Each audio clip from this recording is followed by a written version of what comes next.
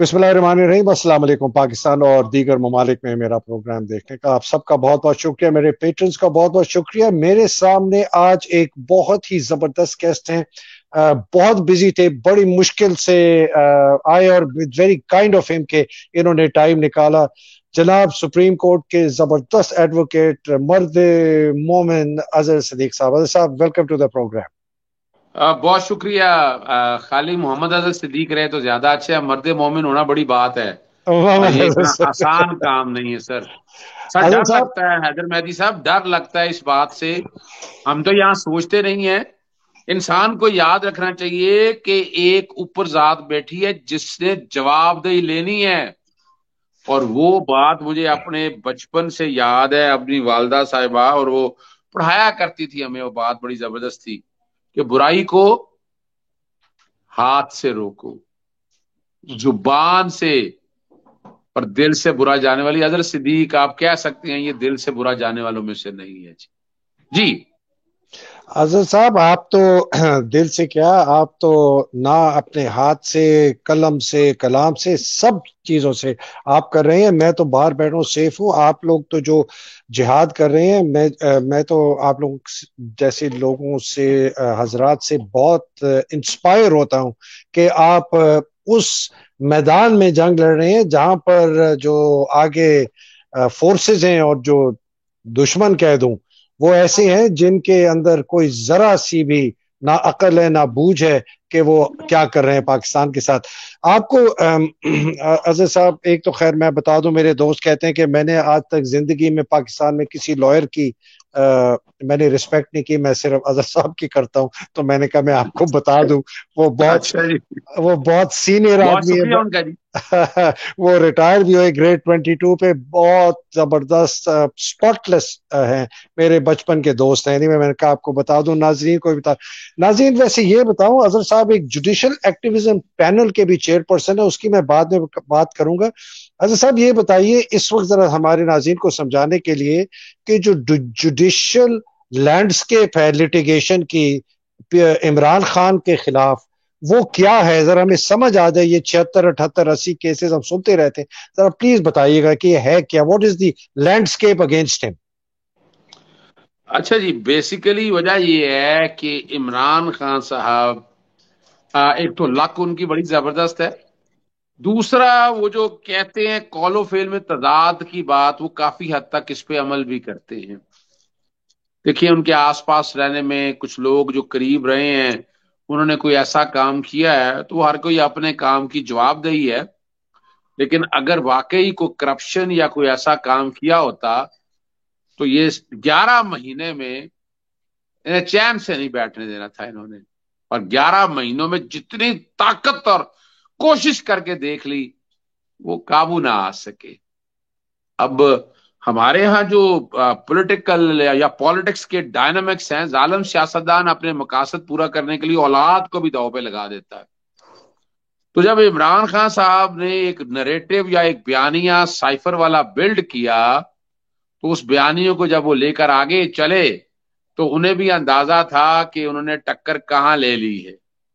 अब international establishment के साथ टक्कर इतना आसान काम नहीं है और बड़ा मुश्किल है। हमने जुल्फकार अली भुट्टो का, यानी मैं तो उस दौर में, मेरी 67 की पैदाइश है, बच्चा था मैं उस वक्त। लेकिन आपको एक हैदराबाद से बात एक बता दूं, मैंने जुल्फकार अली भुट्टो का रिकॉर्ड जो है ना, ट्रायल का रिकॉर्ड, पूरे पाकिस्तान में अजहर सिद्दीक वाहिद वकील है जिसने वो रिकॉर्ड इंस्पेक्ट किया है। और इमरान खान की जो साइफर वाली कहानी है, कहानी लोग कहते हैं उसको, लेकिन मैं समझता हूं वो हक और सच पर मबनी है। उसकी तारीख मुझे, और हमने भी आपको भी पता है, हमें भी पता है कि ऑपरेशन रजीम चेंज अब तक कितनी दफा हो चुके हैं।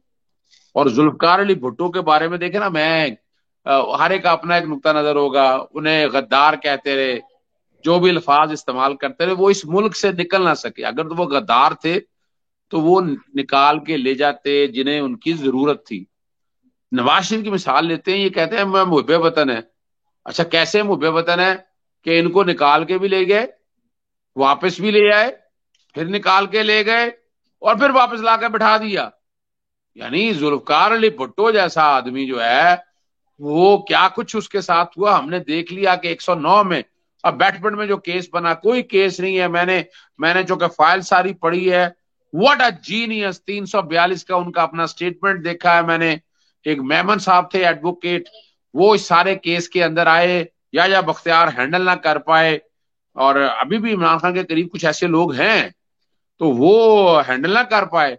تو وہ جب آئے تو انہوں نے 3-4 سوال ایسے اٹھائے, جورسڈکشن کا معاملہ چھیڑا, تو ون فائن مارننگ ہی فاؤنڈ ڈیڈ. یہ ریکارڈ کی باتیں آپ کو شاید پتا ہو, اور میں صرف آپ کے سامنے جو بات رکھنا چاہتا ہوں کہ اب عمران خان نے جب یہ معاملہ اب یہ ٹکر لے لی اب اس نے, تو پھر تو بڑا مشکل تھا نا. اب اس کو 3 طرح سے آؤٹ کرنا تھا.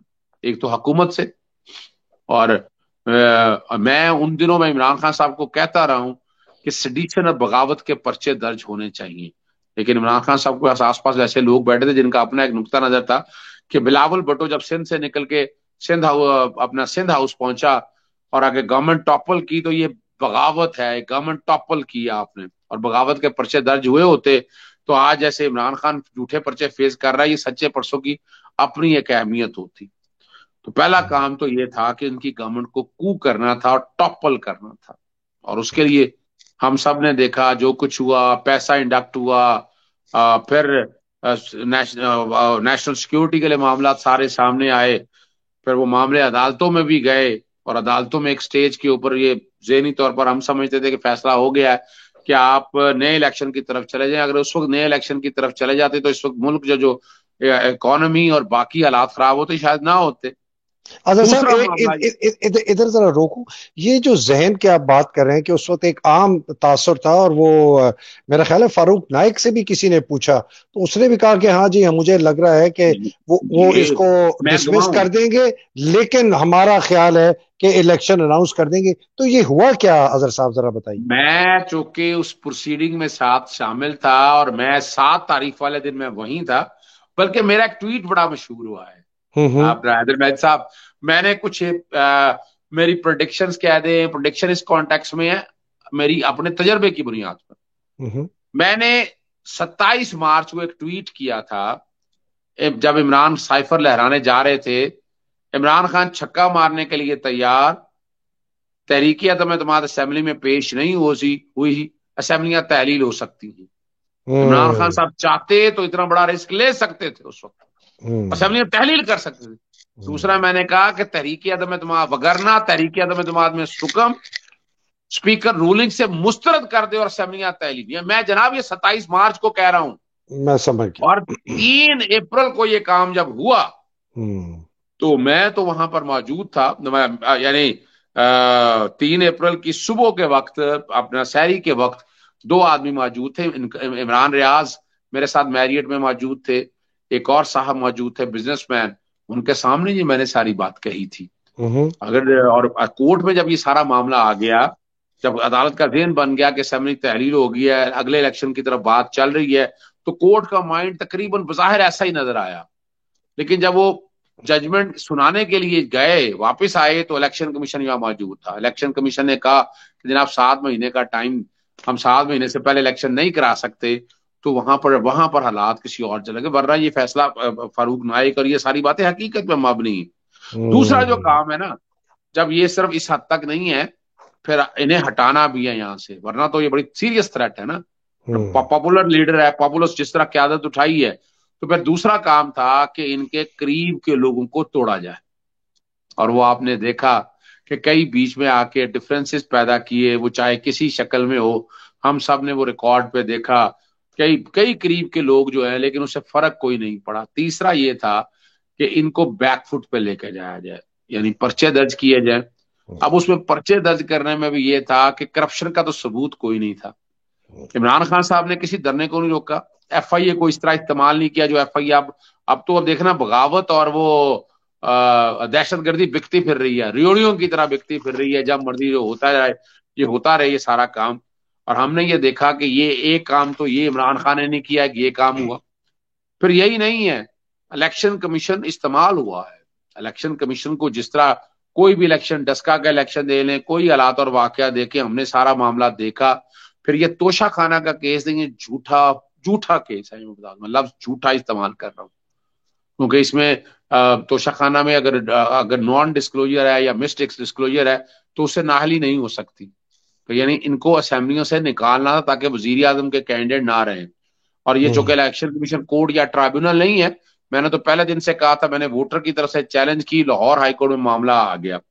پھر یہی ٹیرین وائٹ والا کیس اٹھا کر دیکھے، وہاں بھی انہیں ڈسکوالیفیکیشن کرنے کی باتیں ہو رہی ہیں.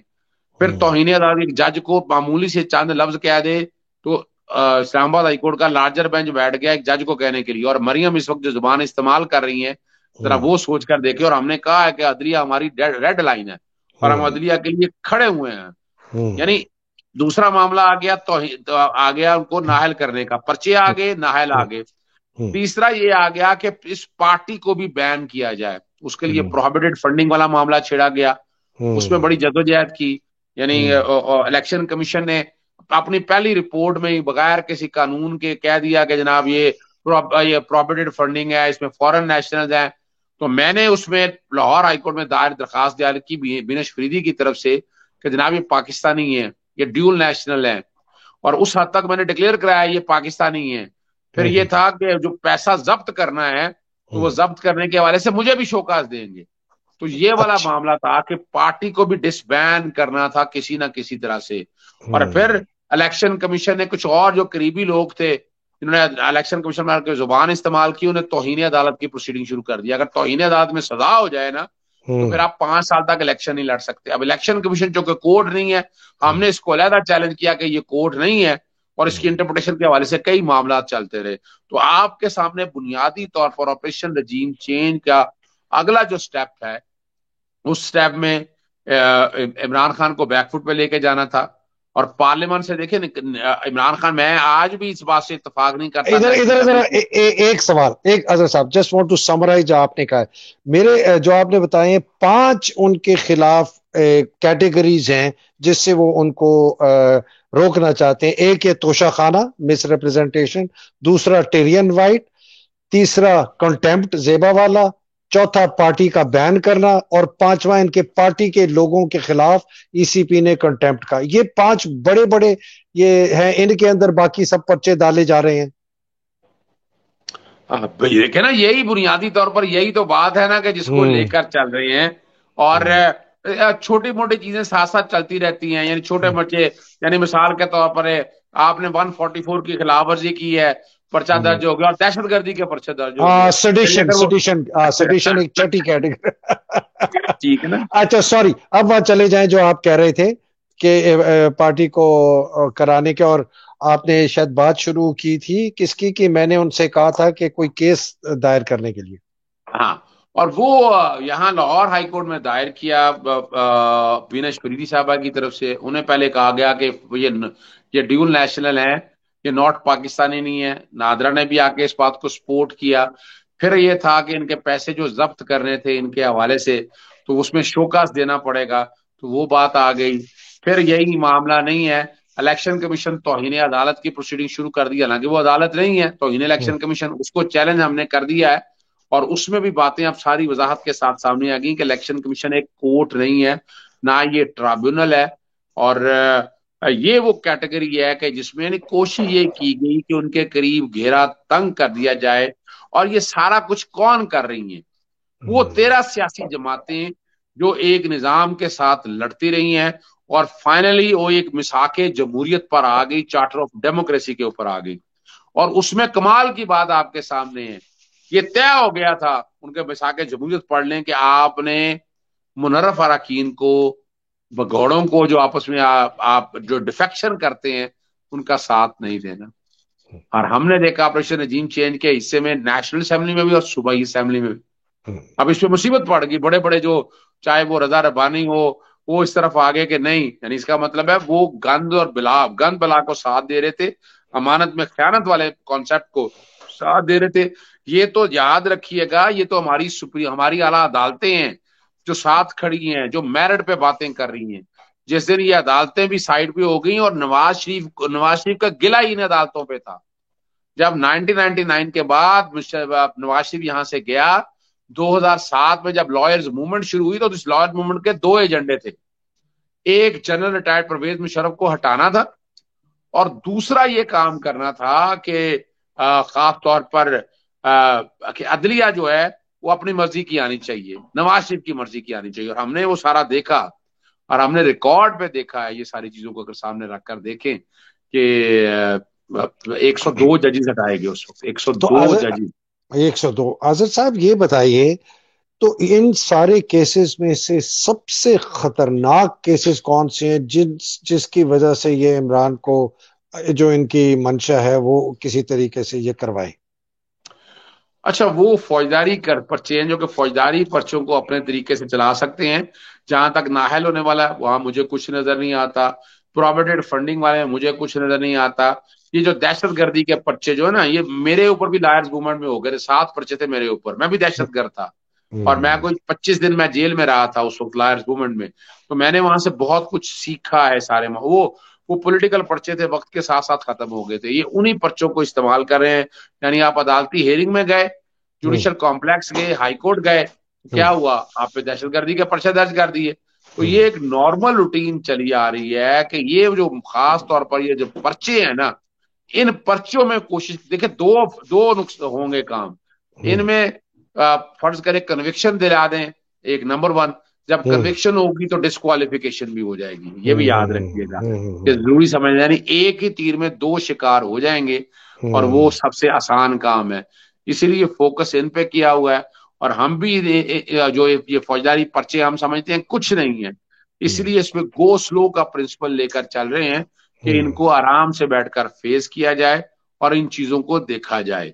یہ وہ معاملے ہیں نا، توشہ خانہ کی حد تک ہم بڑا کلیئر آ گئے ہیں، وہ بڑا مشکل ہے۔ اگر خدا نخواستہ کو ڈسکوالیفائی بھی کریں تو دیر نہیں لگے گی اعلیٰ عدالتوں میں اس کو سیٹیسفائڈ کرنے کے لیے۔ باقی الیکشن کمیشن الیکشن کمیشن کو توہین عدالت کا جو اختیار ہے وہ الٹرا وائلٹ ڈکلیئر ہونا ہی ہونا ہے۔ میں نہیں سمجھتا ہماری عدالتیں عدالتوں کے پیرلل ایک سسٹم کھڑا کر دیں، آرٹیکل 175 پھر کہاں جائے گا، پھر عدالتوں کی فوقیت کہاں جائے گی؟ میری ذاتی رائے کے مطابق وہ توہین عدالت والا معاملہ بھی ختم ہو جائے گا۔ پروویڈنٹ فنڈنگ میں چونکہ اکاؤنٹ پورے ہیں، پیسہ کہاں سے آیا، کس طرح گیا، یہ سارا کچھ ریکارڈ کے اوپر ہے، تو وہ پارٹی کو ڈسبین کرنے کا بھی ہو نہیں سکے گا۔ اس کے لیے آرٹیکل 17 اویلیبل ہے۔ یہ کوشش یہاں کی گئی تھی، لیکن عدالت نے، لارجر بینچ نے یہ کہہ دیا کہ اگر اس کام کے لیے جانا ہے، وہ لفظ استعمال ہوئے integrity, security and defence of Pakistan, کہ کوئی سیاسی جماعت ملکی مفادات کے خلاف کام کر رہی ہے اور اپنے ڈیفنس کے خلاف کام کر رہی ہے تو اس کو بین کیا جا سکتا ہے، اس کو تحلیل کیا جا سکتا ہے۔ تو پاکستان تحریک انصاف کے پاس ایسی ایویڈنس تو کوئی ہے نہیں، نہ کوئی ریکارڈ پہ ایسی چیزیں ہیں، تو اس لیے یہاں اس کانٹیکس پہ بھی انہیں فائدہ ہے، اور اسی چیز کا وہ فائدہ اٹھا رہے ہیں اور کوشش یہی کر رہے ہیں۔ لیکن ظاہر ابھی نظر آ رہا ہے کہ حالات تھوڑے سے، جو اگلا جو آپ اگلے تیسرے حصے میں آپ کے ساتھ جو آگے ہو رہا ہے، توشہ خانہ ہو رہا ہے، آگے الیکشن ہو رہے ہیں نہیں ہو رہے، چونکہ اس میں میری ان میں بھی انوالومنٹ بہت زیادہ ہے، لیکن میں شارٹ میں بات ختم کرتے ہوئے آپ کے سامنے کہتا ہوں، عمران خان کھڑے ہیں اور وہ لڑنے کے لیے تیار ہیں، انٹل کھڑے ہیں اور لڑنے کے لیے تیار ہیں، تو اتنا آسان کام نہیں ہے انہیں گرانا۔ وہ کمپرومائزنگ سٹیج پہ اگر چلے جائے تو وہ ایک علیحدہ ہوگا۔ اظہر صاحب تھینک یو ویری مچ۔ ایک بتائیے، یہ جو پارلیمنٹ کے اندر ری انسٹیٹ ہوئے ہیں ایم این ایز، ان کی قانونی حیثیت اس وقت کیا ہے؟ پی ٹی آئی کے جو ری انسٹیٹ ہوئے ہیں۔ اچھا، یہ اچھا سوال ہے آپ کا، اور بڑا زبردست سوال آپ نے یہ اٹھایا ہے، اور اس میں تو پہلے دن سے حیدر مہدی صاحب مثال کے طور پر میری جو باتیں کہی ہوئی ہیں، میں نے مارچ اپریل میں کہا تھا کہ الیکشن اپریل میں ہوں گے، یہ میرے ریکارڈ کی باتیں ہیں سارے، اور ہم اپریل میں ڈیٹیں آ گئی، الیکشن ہوتے یا نہیں ہوتے وہ ایک علیحدہ ایشو ہے، وہ اور کوشش یہی ہے کہ نہ ہو سکے۔ دوسرا میں نے کہا تھا کہ اب نیشنل اسمبلی میں استعفے نہیں دینے چاہیے، آپ نے استعفے دے دیں گے تو ممبر الیکشن کمیشن سارے وہ لے جائیں گے، چیئرمین نیب وہ لگا لیں گے، کیئر ٹیکر سیٹ اپ، میں نے اس کو چیلنج کیا ہوا ہے، میں نے اس کو بھی چیلنج کیا ہوا راجہ ریاض کو کہ اپوزیشن لیڈر یہ ہے نہیں، یعنی 20 بگوڑے ہیں ان میں سے، وہ جا کر اور الیکشن لڑنے کا کہہ رہے ہیں، ہم لڑیں گے الیکشن پاکستان مسلم لیگ نون کی طرف سے۔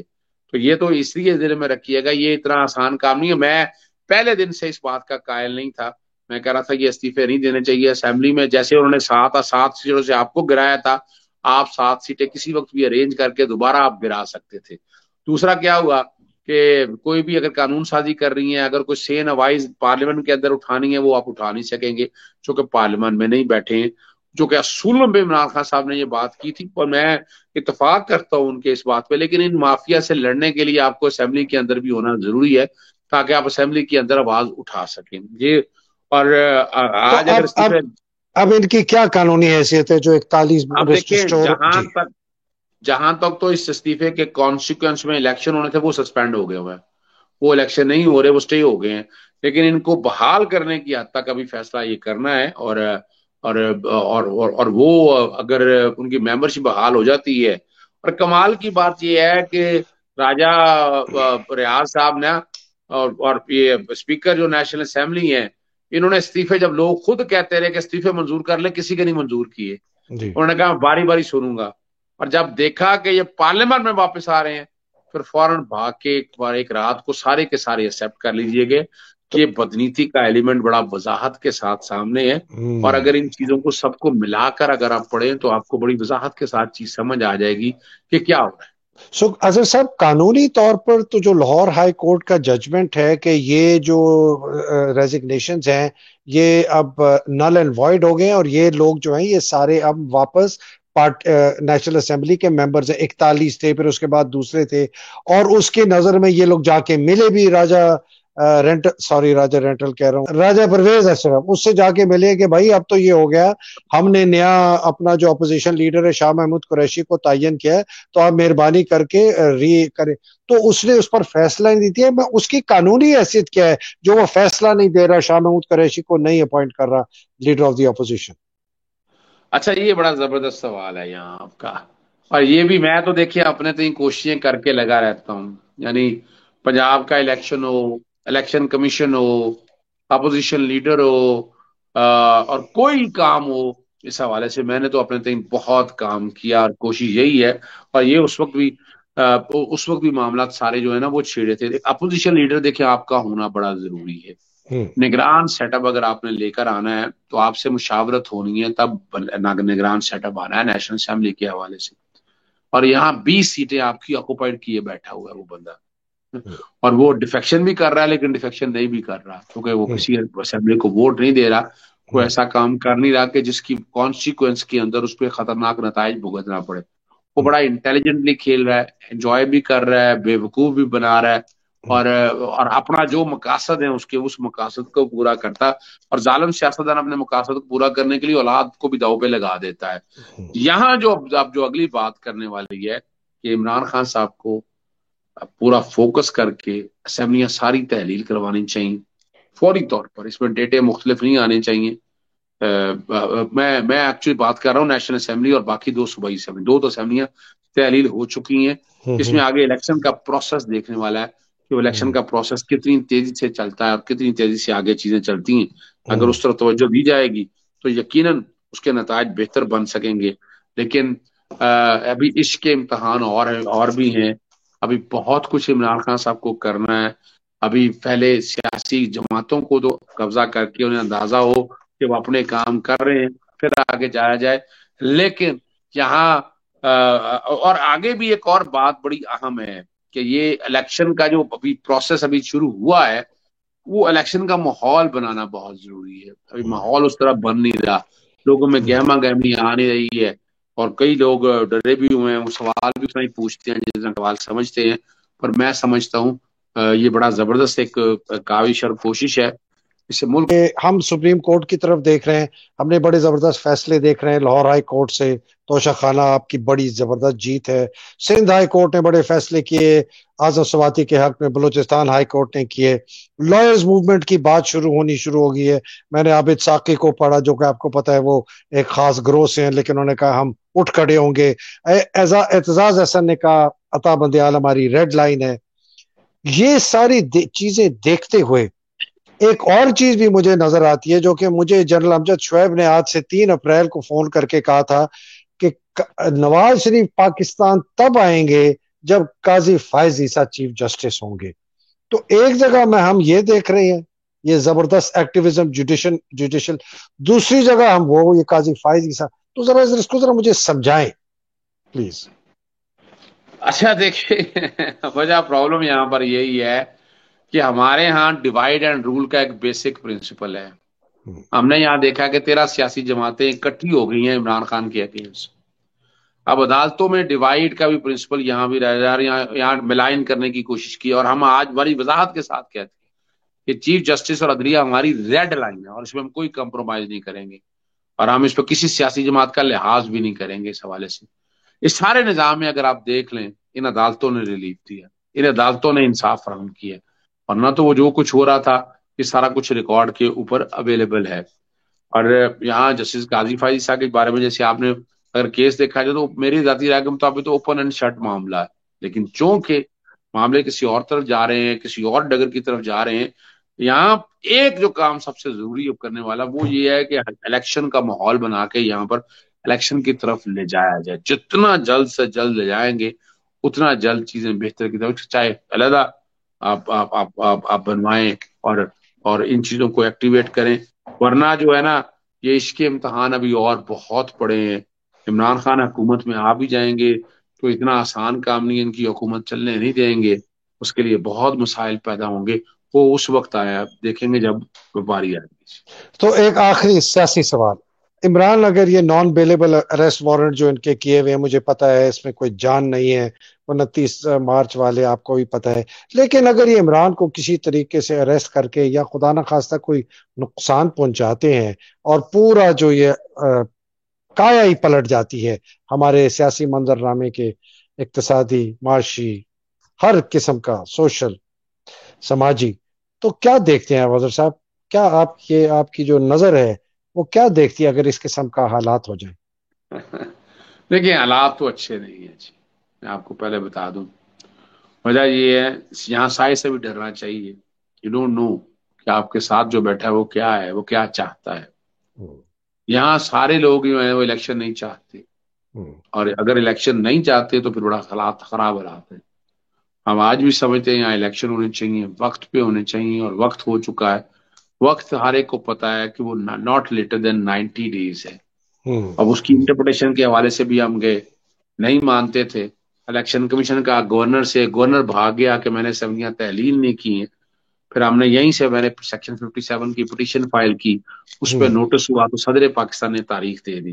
وہ ہوں، چیلنج کیا، الٹیمیٹلی بھی سیٹ سائڈ ہونے کے بعد جو بال جو ہے وہ اپنا الیکشن کمیشن کے سامنے پڑی ہوئی ہے. اب وہ کھیل پاتے یا نہیں کھیل پاتے وہ ایک علیحدہ بات ہے، لیکن ابھی بہت سی ہرڈلز ہیں، ہوں، اور زیادہ ہرڈلز ہیں، اور سو ان سو ہرڈل کو کراس آپ نے اور ہم نے کرنا ہے. اور وہ کس طرح ہوں، ہو سکتی ہے؟ وہ ہوں، صرف اور صرف ووٹ کی طاقت ہے. ایمانداری سے ووٹ پڑ جائیں تو ہوں. رزلٹ آپ دیکھ لیجئے گا، ورنہ پھر یہی کچھ ہوتا رہے گا. تو عزیز صاحب، یا یہی میں نے پوچھا تھا، یہی کچھ ہوتا رہے گا، یہی اسی قسم کی ہم چیز دیکھتے گئے، یا آپ سمجھتے ہیں، میں سمجھتا ہوں کہ بہت سخت حالات خراب ہو جائیں گے، میری نظر میں خانہ جنگی بھی ہو جائے گی. میں آپ جیسے لوگوں سے پوچھ رہا ہوں جو آن گراؤنڈ ہیں، ہر روز آپ کو پتا ہے، آپ بھی اس قسم کے بھیانک فیوچر دیکھ رہے ہیں، یا آپ سمجھتے ہیں کہ نہیں، اتنا بھیانک نہیں ہوگا، حالات قابو میں ہی رہیں گے اگر اس کو الیکشن نہ ہونے دے یا عمران کو کوئی نقصان پہنچایا جائے؟ ایک اچھا اسیسمنٹ لے دیکھیے، رہا ہوں. اچھا یہ میں بتا دوں، عمران خان صاحب کو تو کسی طرح سے بھی شاید جو حالات بن رہے ہیں کہ کارنر کرنا، باقی چیزیں اپنی جگہ ہے، لیکن دوسری طرف عوام کا جو جوش جذبہ ہے نا وہ الیکشن کروانے کا ہے، اور وہ الیکشن لے کر بیٹھیں گے، ایسے نہیں ہے بیٹھیں گے، میں بتا دوں آپ کو. اور آپ جتنا مرضی آپ کو اکٹھا کرنا چاہیں وہ ہو نہیں سکتا. اور اس کے لیے لیڈر کی طرف توجہ ہے، لیڈر لوگوں کو لے لے گا. جیسے ابھی نعرہ پاکستان کرنے جا رہے ہیں، ریلی بڑی زبردست رہی ہے. اگر لیڈر نے اس طرح ایکٹیویٹ کر لیا باتوں کو تو آپ امید رکھیے گا کہ بہت بہتر ہوگا. ذہنی سکون تو اپنی جگہ ہے، لیکن ایک پاکستانی ہونے کے ناطے ہم بہتری کی طرف دیکھیں. انشاءاللہ. توشہ خانہ کا کوئی ایکشن لے گا ای سی پی ان سارے چور چکے ڈاکو لٹیروں کے خلاف؟ اچھا بڑا زبردست سوال ہے، میں نے تو بڑی جان ماری ہے اس میں. اب آئے نو آرڈر آ ہائے. گیا، اور آرڈر آ گیا، اور اس کی طرح آسان کام نہیں ہے. اب اس میں ایک سوال تو پیدا ہوتا ہے، میں نے تو جو ریکارڈ پیش کیا میں نے کہا اس پہ شک و شبہات میرے موجود ہے، اور اس پہ دستخط کر کے پھر وہ جمع کرائی جائے گا تاکہ ریکارڈ کے اوپر اویلیبل رہے. اور اس کو اکٹھا کر کے اگر ہم دیکھیں تو ہمیں سمجھ آ جاتی ہے کہ کیا کچھ ہو رہا ہے. اور یاد رکھیے گا یہ اتنا مشکل کام نہیں ہے. توشہ خانہ ہے کیا؟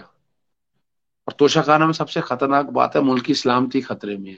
ایک بندہ آپ کو گاڑی دے دیتا ہے کوئی 20 کروڑ کی، اور آپ یہاں خریدتے ہیں فرض کریں 1 کروڑ کی، تو 20 کروڑ میں سے 19 کروڑ ہے، وہ رشوت ہی تو ہے.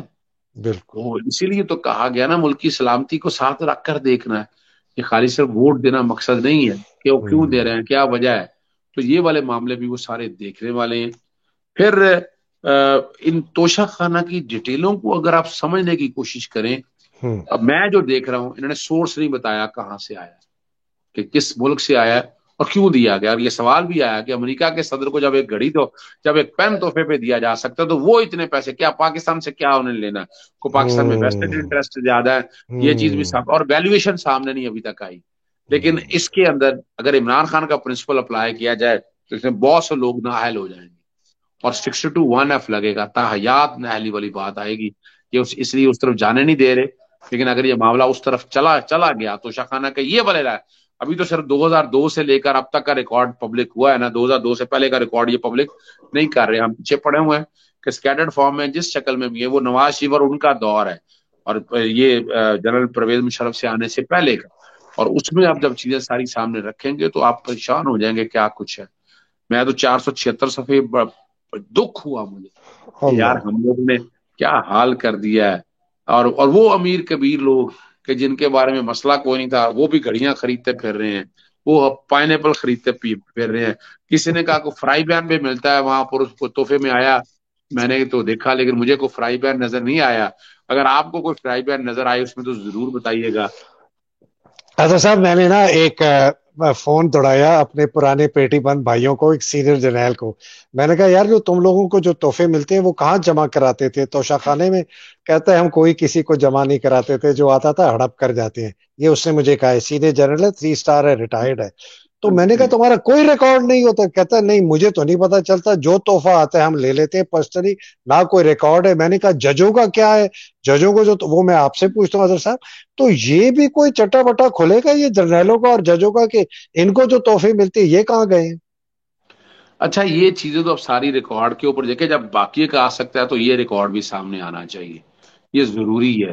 اور پوری دنیا کا اگر کانسیپٹ اٹھا کر دیکھ لیں، کوئی ملک آپ لے جائیں، انہوں نے توشہ خانہ کے جو چیزیں ہیں انہوں نے اس کو رکھ کر یا میوزیم بنا دی ہیں یا اس کو پرزرو کر لیا ہے. پاکستان ایک ایسا ملک ہے، یہ کھلواڑ کھیلا جا رہا ہے، اور ہر چیز کو اپنے ذاتی مقاصد کے ساتھ، یعنی کھربوں روپے کے مالک بھی سینکڑوں روپے نہیں چھوڑتے. پائن ایپل کے ڈبے تک تو لے گئے، باقی کیا کہیں گے آپ. حضرت اور صاحب گاڑی، جی جی جی پلیز. اور جو گاڑیاں بین ہیں، گاڑیاں نہیں لا بین، سکتے آپ. بالکل لیکن ہم میں نے نے یہاں دیکھا دیکھا تھا. گاڑیاں نہ صرف آئیں، اور کمال کی بات ہے وزیر اعظم نواز شریف تو وزیر اعظم ہی نہیں تھا، اس کو کس کیپیسٹی میں گاڑیاں آ گئیں، گاڑیاں تحفے میں چلی گئیں. یہ بڑی تکلیف دہ بات ہے. شاہد خاقان عباسی کا بیٹا آیا، وہ گڑیاں لے گیا. مریم اورنگزیب جو وزیر وزارت اطلاعات سنبھالی بیٹھی ہیں وہ، اور ان کی والدہ صاحبہ کیا لے اٹھی یار. خدا رہا یار، شرم کرنے کی بات ہے اگر شرم آ جائے ان لوگوں کو.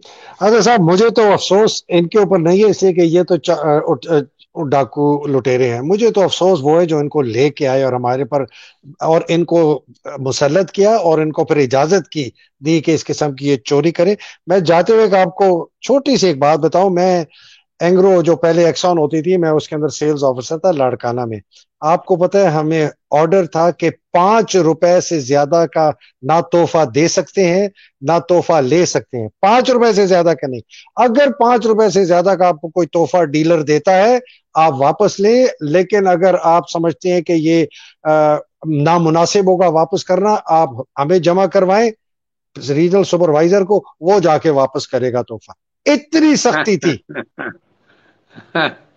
اچھا آپ شاید، میرا خیال ہے میں اب کیا کہہ سکتا ہوں کہ کیا حالات ہیں. اگر پاکستان میں اس کا 10% بھی اطلاق ہو جائے نا تو یہ ملک اتنا زبردست ہے، اتنی زخیز میں. یعنی مجھے میرے سب 3 چانسز ملے ملک سے باہر شفٹ ہونے کے لیے، پر میں نے ملک نہیں چھوڑا. اللہ حق. ہم نے اس ملک نے بہت کچھ دیا، اور ہم اس ملک کے لیے جتنا کچھ کر سکتے ہیں. دیکھیں 2 چیزوں میں سمجھتا ہوں، ملک کی سالمیت پہ اور دین پہ کوئی کمپرومائز نہیں. لیکن باقی جو کچھ ہو رہا ہے یہ بڑا تکلیف دہ معاملہ ہے.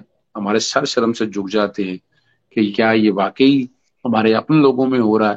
ہمیں یہی ایک تکلیف ہے. اللہ تعالیٰ حامی و ناصر ہو ہم سب کا. جی بہت شکریہ اظہر صاحب. مجھے تو اتنا یہ ڈیپ راٹ ہے، یہ اتنا گند، یہ کینسر اتنا پھیلا ہوا ہے، میں تو آنےسٹلی کہنا نہیں چاہیے، لیکن جب تک مجھے لگتا ہے کہ کوئی ایک بہت ہی میسو قسم کی، بہت میجر قسم کی سرجری ہو تو اس سے بغیر یہ ہم چھوٹی موٹی لوڈو سے نہیں بچے گا. Last words from you Azhar صاحب، پھر وی ول میں نے تو کلوز. بس یہی کہنا ہے، میں نے تو یہی کہنا ہے، خیر الناس من ینفع الناس، بہترین انسان ہوا جسے دوسروں کو نفع ہو. بحیثیت پاکستانی ہمیں متحد رہنا ہے، اکٹھے رہنا ہے، اور اس ملک کے لیے جتنی بہتری کر سکیں ہمیں وہ کرنی چاہیے. اظہر صاحب بہت بہت شکریہ، بہت زبردست. آپ مجاہدوں والا کام کر رہے ہیں، جہاد کر رہے ہیں. اللہ سبحانہ تعالیٰ آپ کو اس میں کامیاب کرے. پاکستان کو اللہ سبحانہ تعالیٰ اپنے حفظ و امان میں رکھے. حقیقی آزادی کی جنگ لڑنے والوں کو اپنے حفظ و امان میں رکھے. پاکستان زندہ باد، پاکستان پائندہ باد. السلام علیکم، خدا حافظ.